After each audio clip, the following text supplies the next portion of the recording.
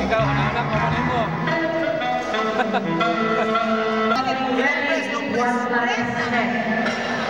After this reception, you will be left to perform your respective obligations, and there always follows a lifetime responsibility. So to both of you, always bear this in your mind, that practice is not always a process. It always accompanies with sacrifices and patience. Misunderstanding is normal in a married life, and it can be avoided sometimes, but you have to take some perspective so as not to worsen the situation. To take some things that are not faith in God, because in doing so is one more tie that binds you together. Number 3, bear each other and forgive whatever grievances you have against one another. Be remorseful. Remorseful would mean if one is wrong, admit it and seek forgiveness. And then talk out problems and differences that may arise before they get bigger and worsen. Do not go to sleep with matters unresolved and respect each other's opinion. So for Emmanuel and Annalisa, can you make a vow and promise before us with your ninongs and ninangs that you'll take all my advices to you? You don't have any alternatives then. For your marriage life to grow depends largely on these advices that I am giving. And to you, Emmanuel, always remember that Annalisa, remember this, a husband can tolerate a messy home, but never to a quarrelsome and angry wife. I hope you bear this in your mind. Again, to all who witness this very memorable day of my son and my daughter-in-law, thank you so much for spending your time with us. And to the newlyweds, congratulations. Good evening.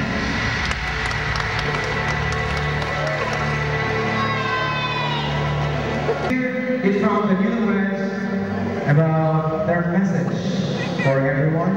And Stoy, tanawan nila sa Facebook o YouTube. Katoy ko na eh. okay, pag-speak na lang. Okay, so anyone, it's much. What? Tanawan nila ugma ha. Kita na eh. Dali rin eh. Dali rin. Maturan. Bali na kong bulong TVs, mga yun. Mapili, sapuan, kumaturan. TVs wala, pero tipuno na, TVs na. YouTube na yung sa kuwan, Facebook. Facebook. Kung tayo na dadag na kuwan na niya ka na. Support na niya.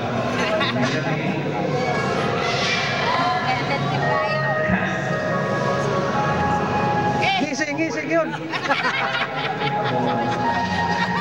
Laylay dong. Ha?